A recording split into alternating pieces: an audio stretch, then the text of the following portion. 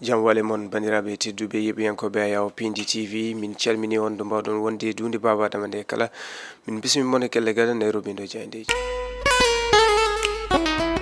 aljuma nogas e ɗiɗi lewru novembre 2024 bismilla mon e kelle gadande robindo jayndeji puɗɗortoɗen ko jaynde gendire leydi Sénégal jaynde Le Soleil ɓe garti e nguɗo gomo commission nationale de recensement des votes hanki o ɓe bangini ko yetno noon e ɗin résultat ji provisoire kamɓe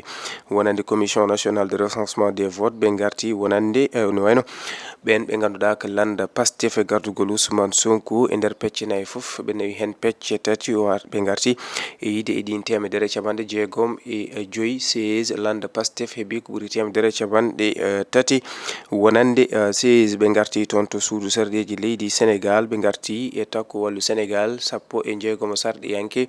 Jamak Jariñ mo Amadou Ba heeɓi e sarɗiyankoɓe jeeɗiɗo ɓe garti e Sammoussa Kaddu ɓenne keeɓi sarɗiyankoɓe tato ɓe garti Ande Nawle ɓenne keeɓi ɗiɗi ɓe garti ni hay ɓen ɓe ganduɗa ko kay goni 16 uji jeetati ɓe ganduɗa e ɗin liste uji goto e mabɓe kala heeɓi ko yete ko sarɗiyanke tawi jeehi ko e ballal ko yete ko Plus Forest jaynde Le Soleil arti hen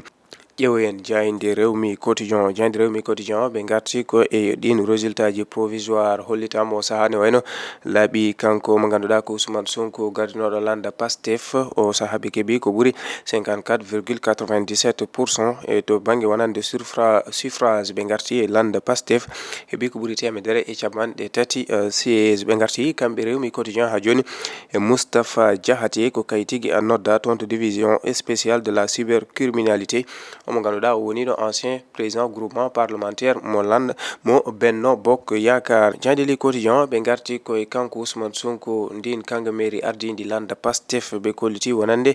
ne wayno to banggue wonande ɗin sarɗiyankoɓe ɗi heeɓi kanko Ousmane Sonko yiide li Quotidien landa Pastef heeɓi ko ɓuuri million temedde jeenayyi e capanɗe jeenayyi e goho ujunere pawɗi temedde jeeɗiɗi e capanɗe jeeɗiɗi to banggue wonande daade ɓen ɓe ganduɗa ko kay gotani landa Pastef kono ɓe garti yiide wonande landa Pastef heeɓi ha joni ko ɓuuri temedere e capanɗe tati daade ɓe garti noon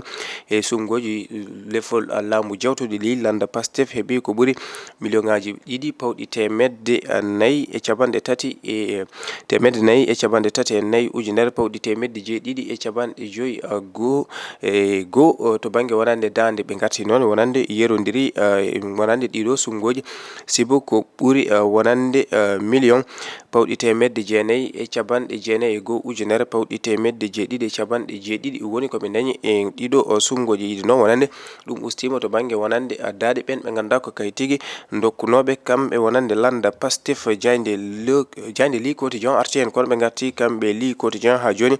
e yiide wonande toon to Mali Abdoulaye Maïga ko kay tigui woni mawɗo jagorɗe mo leydi Mali jaynde Tribune ɓe garti koye ɗin sumgoji suɓaɓe dental ɓe garti e yiide wonande le Pastef domine l'an et perd plus de 400 000 voix en 8 mois kamɓe Tribune ɓe garti wonande koye landa Pastef hayso tawi wonande kay tigui nawi araray e ɗiɗo sumgoji kono noon ne wayno de perti ko ɓuuri temedde nayyi ujunere ɓen ɓe ganduɗa ko kay kuulino gotani landa Pastef e ɗiɗo sumgoji ne wayno ko ɗum tigui woni koɓe perti jaynde le Tribune arti hen jaynde Témoin ɓe garti koye razzia du Pastef confirmé avec 136 ɓe garti kamɓe Témoin wonande ngal ballal pawdingal ngal ganduɗa landa Pastef waɗi ɗum to banggue wonande folde ɗiɗo sumgoji ɓe garti e yiide wonande ɓen ɓe ganduɗa ɗiɗo wonande suudu sardiyeji ma jaɓɓu ɓen ɓe ganduɗa ko hesɓe ko wayno Birima Mangara Tahirou Sarr Abdoulaye Sylla wondude Cheikh Oumar Anne Abdou Karim Sall ɓen ɓe ganduɗa ko kay tigui e jogori jaɓɓede toon to suudu sardiyeji leydi Sénégal kono ɓe garti kamɓe Témoin e ɓen ɓe ganduɗa ko kay jiiɗi ardade wonande ɗin suudu sardiyeji omo ganduɗa ko El Malick Ndiaye omo ganduɗa ko Saliou Dione wondude e Abdoulaye Tall ɓe ganduɗa ko jeeyaɓe e landa Pastef en ƴeewoytu jaynde Le Mandat ɓe garti koye commission nationale de recensement des votes ɓe garti e bangguingol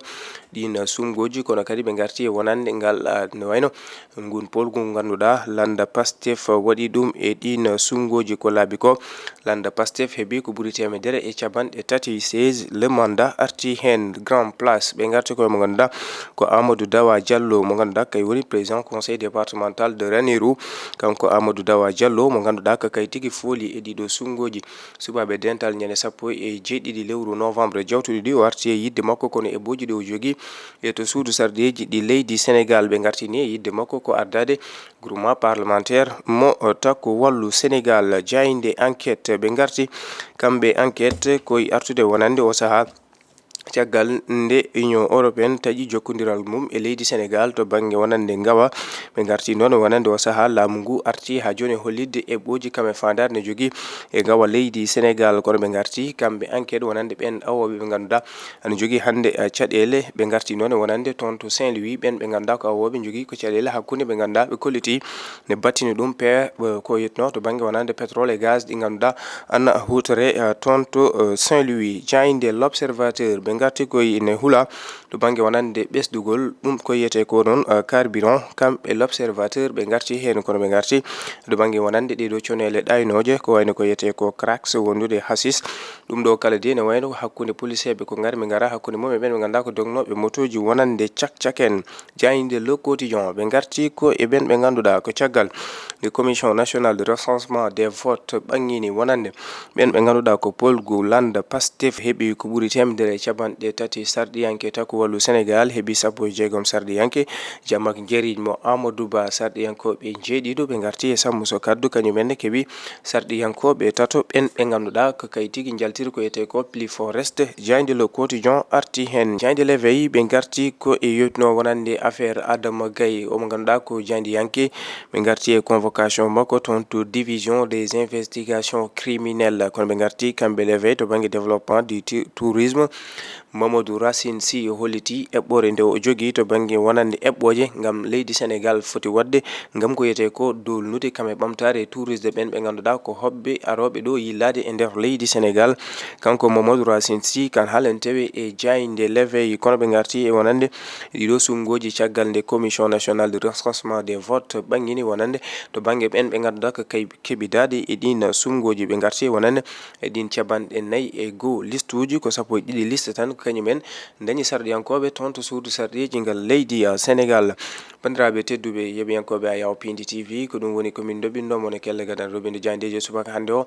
min dokka on aadi altine paɗo so hawre welede Allah ɗo e nden yo jaam jogo min jogo mon on jarama.